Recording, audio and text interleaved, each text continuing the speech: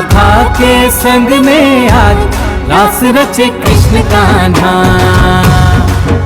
कान्हा की धुन पे आज झूमे कैसे देखो राधा।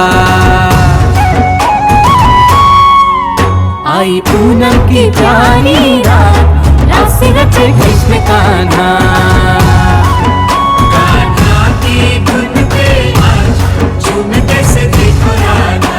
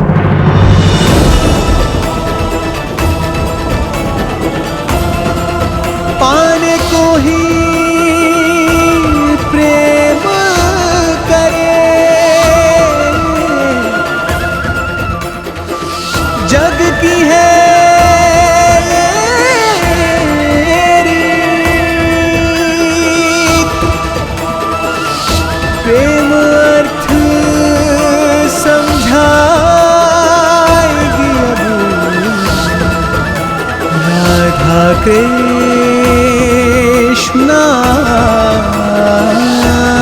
की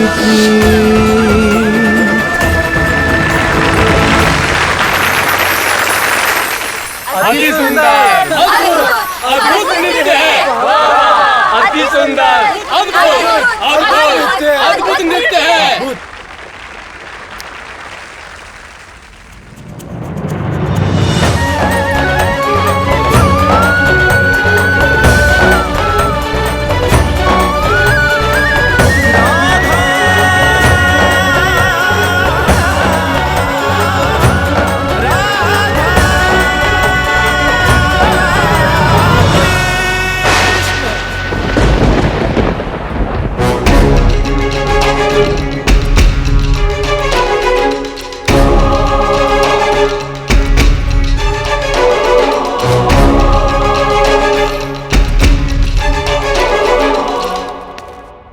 देखो भैरव, तुम्हारा सारा प्रपंच और तुम्हारी सारी योजना अब सबके सामने आ चुकी।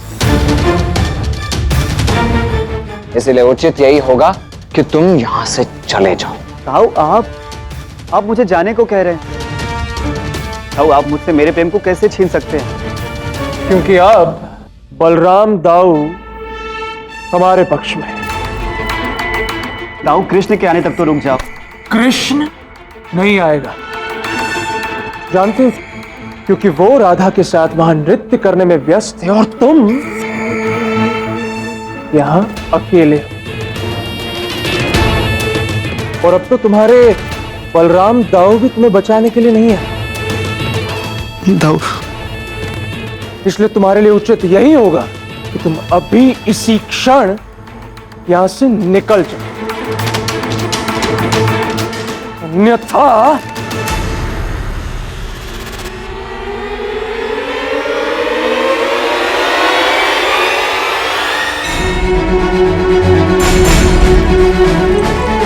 दाऊ, दूल्हा आ गया।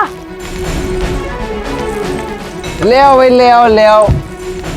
अतिथियों का सम्मान करो।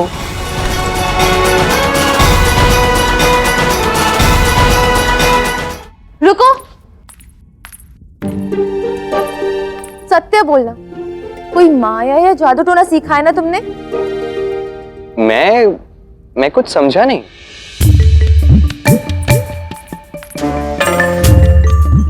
ऐसे कह रहे हो जैसे संसार के सबसे बड़े भोले तुम। वो तो मैं हूँ। ये नृत्य इतना अद्भुत, कहाँ से सीखा? यही तो विडंबना है, स्वयं ने सिखाया और अब स्वयं ही भूल गए। किंतु तुम अपनी प्रेमिका के साथ तो नृत्य कर नहीं पाए। किंतु तुम्हारे साथ तो कर पाया। या कहो तुमने विवश किया मुझे अपने साथ नृत्य करने। क्यों? जो भी हुआ, मैं तुम्हारी प्रेमिका को धन्यवाद देना चाहती हूँ। स्वयं से कैसे कहोगे? अर्थात? मेरी प्रेमिका है ना, मैं कह दूंगा उससे। क्या? धन्यवाद।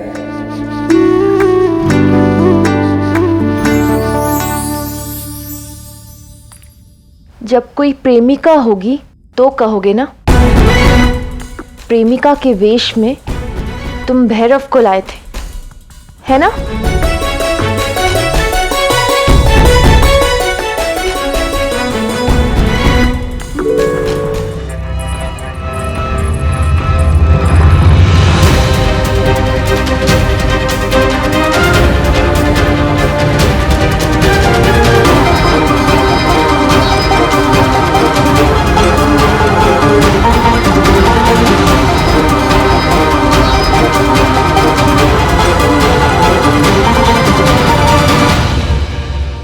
तो तुम्हें सब ज्ञात था?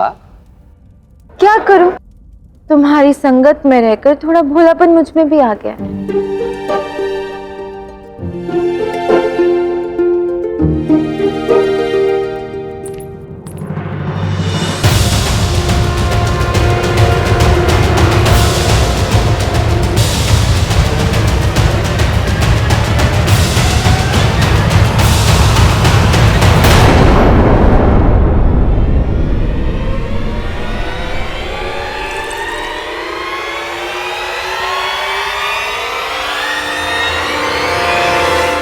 संगत से भी कुछ सीख ना पाई राधा, भोली की भोली रह गई। इसका अर्थ जो मैं सोच रही हूँ वो सत्य है।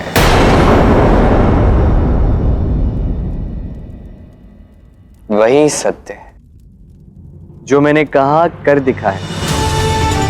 तुम्हारी आंखों के सामने सुदेवी का विवाह हो रहा है भैरव के साथ, और वो भी सारे गांव वालों और परिवार वालों के आशीर्वाद के साथ। इसमें थोड़ा श्रेय दाऊ को भी जाता है। उन्होंने इस शुभ कार्य को संपन्न करने के लिए मेरी झूठी सौगंध भी खाई थी। तुम्हारी नहीं, भगवान की झूठी सौगंध ली थी उन्होंने। और फिर अवसर का लाभ उठा के मेरे मित्रों ने दूल्हा बदल दिया।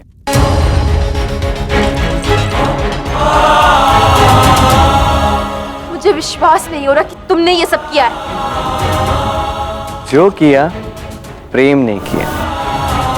अब भला मैं प्रेम से अधिक शक्तिशाली कैसे हो सकता हूं?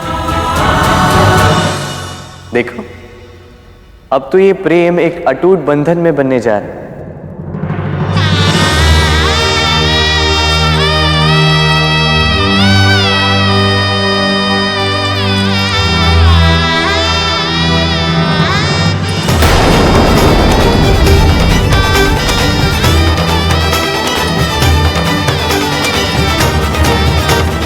ये क्या करने जा रही हो? मेरी बात मानो, मौन रहो और इस विवाह को संपन्न होने दो। यदि इस समय तुमने भेद सबके सामने खोल दिया तो बरसाना और गोकुल वासियों के बीच रक्त की होली खेली जाएगी। मेरा सत्य जानकर बरसाना वाले क्रोधित होंगे, और जब बात मेरे जीवन पर आएगी तो गोकुल वासी भी मौन नहीं रहेंगे, विशेषकर दाऊ। इसलिए कह रहा हूं, रुक जा।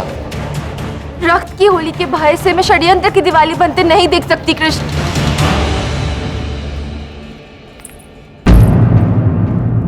तदेव लग्नं सुमिरं तदेव ताराबलं चन्द्र इस समय तुम्हारे भीतर क्रोध नहीं, भय है। आवेश में आके कुछ ऐसा मत कर देना जिसे भविष्य में भूल के रूप में जाना जाए। तो देवी की प्रसन्नता की चिंता है तुम्हें, पर उसके पश्चात उसके माता पिता के मान और सम्मान को जो ठेस पहुंचेगी, उसका क्या? तुम्हारे माता पिता, सुदेवी के माता पिता, समस्त बरसाना वालों का मान सम्मान खो देने का भय है अभी तुम में राधा, और ये होना चाहिए। आगे मत बढ़ना।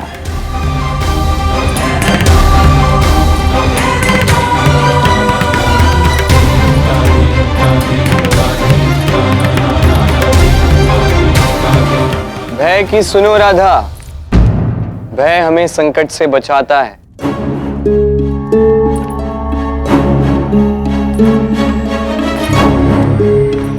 अवश्य भय हमें छोटे संकटों से बचाता है, किंतु बड़े संकटों में डाल देता है। केवल एक तुम्हारे लिए मैं बाबा और काका की वर्षों की मित्रता को शत्रुता में बदलते नहीं देख सकती कृष्ण। तो क्या करूंगी? क्या करूंगी?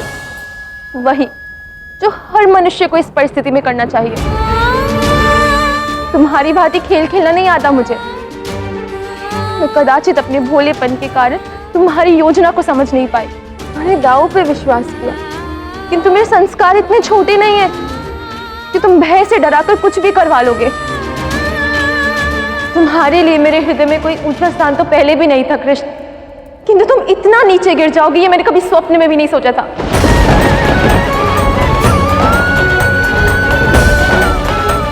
बहुत आहत किया है तुमने मुझे आज।